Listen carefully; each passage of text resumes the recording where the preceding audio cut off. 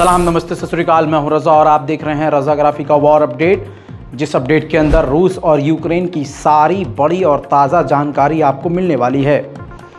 जैसा मैं आपको पहले ही बता चुका था और सबसे बड़ी और सबसे पहली ये खबर मैंने ही आपको दी थी कि पाकिस्तान यूक्रेन के साथ है, लेकिन कई पाकिस्तानियों को इस बात को झुठलाने में मज़ा आ रहा था। लेकिन अब सच्चाई खुलकर आ गई है। अब पाकिस्तान की सरकार भी इससे इनकार नहीं कर सकती। हकीकत ये सामने आई है कि पाकिस्तान पूरी तरह से अपने मफाद, अपने फ़ायदे के लिए यूक्रेन का साथ दे रहा है। पाकिस्तान की माली हालत कितनी ख़राब है ये सारी दुनिया जानती है। अमेरिका के एजेंडे को ही अपनाते हुए पाकिस्तान ने बड़े बड़े हथियार विदेशों में सप्लाई करना शुरू किए। जंग के इस दौरान जब यूक्रेन को हथियारों की कमी हुई है तो यूक्रेन को भारी भरकम हथियार पाकिस्तान पहुंचाने लगा है। पिछले 3 से 4 महीने से ही लगातार ये खबरें सामने आई हैं। ब्रिटेन के रास्ते या दूसरे देशों के रास्ते, पोलैंड के रास्ते पाकिस्तान बड़े हथियारों की सप्लाई यूक्रेन को कर रहा है। मोर्टार और तोप के गोले समेत बंदूक की गोलियां भी सप्लाई कर रहा है। दोस्तों, ये तो छोटे मोटे हथियार हैं। आपको बताऊं, पाकिस्तान यूक्रेन को T-80 टैंक भी सप्लाई कर रहा है। अब सोच के देखिए, जब पाकिस्तान टैंक तक सप्लाई कर रहा है यूक्रेन को, तो जाहिर सी बात है ये रशिया के लिए धोखेबाजी ही मानी जाएगी। इंडियन मीडिया की बात करें तो उसने ये बोलना शुरू कर दिया है कि दोस्त के साथ गद्दारी कर रहा है पाकिस्तान। देखा जाए तो ये भी कहीं ना कहीं बात सही साबित हो रही है, क्योंकि हाल में ही आपने ये सुना होगा कि रशिया और पाकिस्तान के बीच डील हो गई है और सस्ते दामों में तेल खरीदा जा रहा है पाकिस्तान के द्वारा। यानी पाकिस्तान को रूस सस्ते दामों में तेल दे रहा है, बदले में वफादारी के बदले यूक्रेन का साथ दे रहा है पाकिस्तान। T-80 टैंक के अलावा कई घातक हथियार लगातार सप्लाई किए हैं पाकिस्तान आर्मी चीफ आसिम मुनीर ने। पाकिस्तान की आर्मी चीफ पूरे पाकिस्तान के इस मामलात को कंट्रोल कर रही है। खबर यह है कि $15 बिलियन की यूक्रेन के साथ पाकिस्तान की डील हुई है, जिस डील के मुताबिक भारी भरकम हथियार यूक्रेन को लगातार पाकिस्तान देता रहेगा। अब ऐसा नहीं है कि यूक्रेन से सिर्फ अकेला एक तरफा दोस्ती पाकिस्तान निभा रहा है, बदले में अब यूक्रेन भी पाकिस्तान से अपनी दोस्ती और वफादारी निभाने के लिए आगे आया है। और ये अब सबसे बड़ी खबर यही सामने आई है कि पाकिस्तान को Mi-17 हेलीकॉप्टर के, जो एक ख़तरनाक लड़ाकू हेलीकॉप्टर है, उसके इंजन यूक्रेन सप्लाई करने की तैयारी कर रहा है। जी हाँ, एक तो पैसा भी दे रहा है यूक्रेन पाकिस्तान को हथियारों के बदले, और तो और ये दोस्ती निभाने की वजह से यूक्रेन भी अब पाकिस्तान को Mi-17 अटैक हेलीकॉप्टर के इंजन और उसके दूसरे हार्डवेयर यानी पुर्जे भी देने की तैयारी कर रहा है। अगर Mi-17 के पुर्जे पाकिस्तान को मिलते हैं तो पाकिस्तान के दुश्मनों के लिए ये बुरी बात होगी, बुरी खबर होगी। अब इस बात से कोई झुठला नहीं सकता कि पाकिस्तान और यूक्रेन इस वक्त खुलकर एक साथ हैं। इन तमाम रिपोर्ट्स के बावजूद पाकिस्तान के आधिकारिक तौर पर इस खबर को झुठलाया नहीं गया, क्योंकि झुठलाया नहीं जा सकता। वहीं दूसरी तरफ मैदान जंग बैखमत की बात करें तो बैखमत में अभी भी जंग जारी है। दोनों तरफ से हमले हो रहे हैं और आम मकानों में तबाही हो रही है। Бахмут. Горит дом после обстрела. Вот так вот, люди.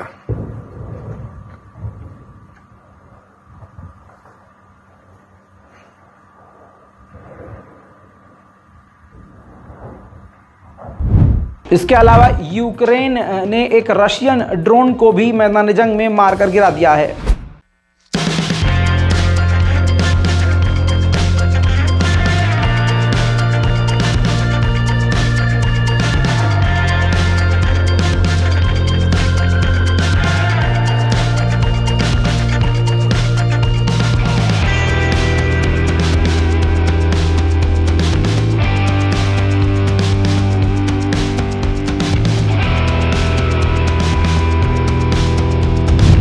इन इन तमाम चीज़ों के बीच एक जो बड़ी खबर आ रही है वो रूस के समर्थकों के लिए, रूस के साथियों के लिए, रूस के प्रशंसकों के लिए बड़ी खबर है।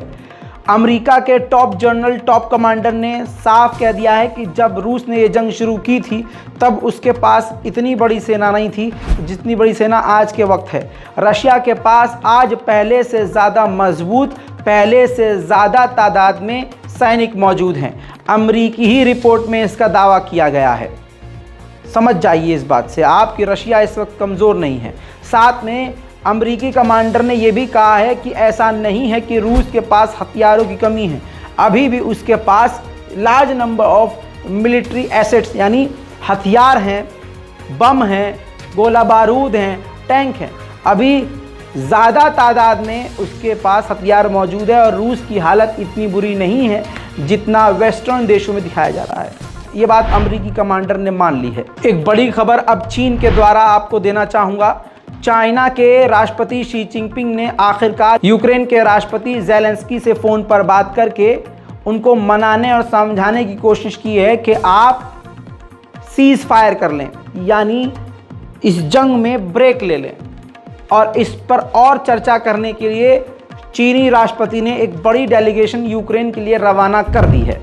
लेकिन दूसरी तरफ रशिया पहले ही कह चुका है कि यूक्रेन धोखेबाज है, वो खुद नहीं चाहता कि ये जंग रुके। ये बात वीडियोस में भी सामने आ रही है कि यूक्रेन किसी भी हद तक जाकर ये जंग जीतना चाहता है। अब जैसे ज़मीनी में आपको मामला दिखाऊं तो हालात ऐसे हैं कि यूक्रेन दनादन तोपें रूस पर दाग रहा है। Конвейер снарядов.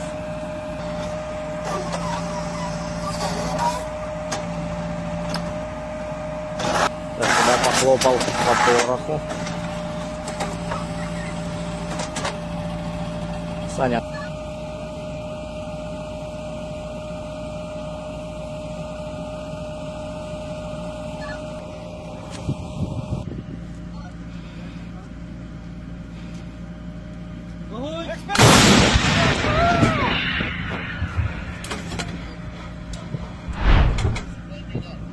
उधर जब पाकिस्तान ने रूस से तेल लेना शुरू किया तो दुनिया ने अमेरिका की गर्दन पकड़ ली कि भाई साहब आप बहुत उछल रहे थे कि आपने रूस पर पाबंदी लगाई है तो कोई देश उससे तेल ना ले, तो आपका साथी पाकिस्तान कैसे तेल ले रहा है। तो अब सफाई दी है अमेरिका ने कहा है कि कोई भी देश उससे अगर तेल लेता है तो हम कुछ नहीं कह सकते।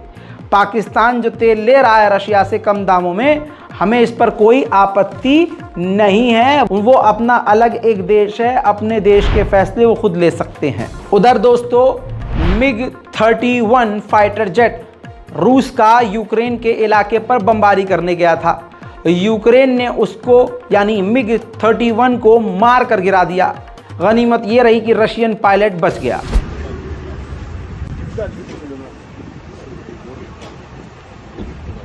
Еще за 30 лет остался. О, он еще он его пытается выложить. О, все, упал. Все, падает. Пошел. Все, подожди, падает.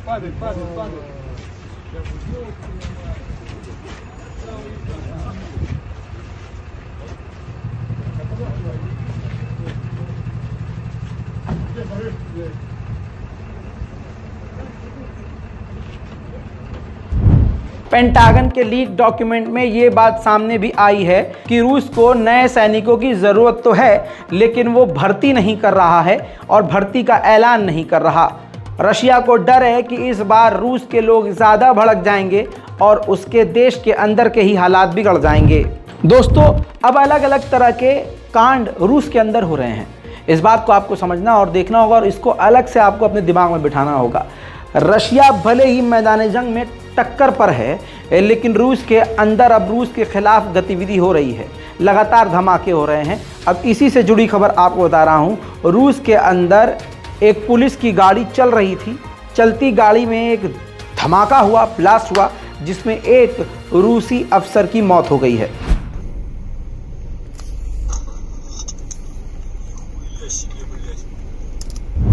अब मेरे दोस्तों, बड़ी बात यह है जो रूस का डर दिखा रही है। यह आखिरी खबर आपको बताना, इस रिपोर्ट की ध्यान से सुनिए। क्रीमिया पर पूरी तरह से कब्जा रशिया का है, सालों से है, और क्रीमिया को यूक्रेन हासिल करना चाहता है किसी भी हालत में। ऐसे में रशिया को जहां डटना चाहिए था क्रीमिया में, खबर ये आई है कि क्रीमिया में अपने मिलिट्री बेस को ही रूस ने खाली कर दिया है और वहां से अपने हथियार खानों को बिल्कुल खाली कर दिया है, सैनिकों को पीछे हटा लिया है और बचाव की स्थिति में पोजीशन में आ गया है, क्योंकि रशिया को ये पूरा यकीन है कि क्रीमिया पर बड़ा हमला यूक्रेन करने वाला है। दोस्तों, इस रिपोर्ट में फिलहाल के लिए इतना ही। जल्द लौटेंगे और भी बड़ी जानकारियों के साथ। चैनल को सब्सक्राइब कीजिए ताकि आपसे कोई खबर मिस ना हो। जय हिंद।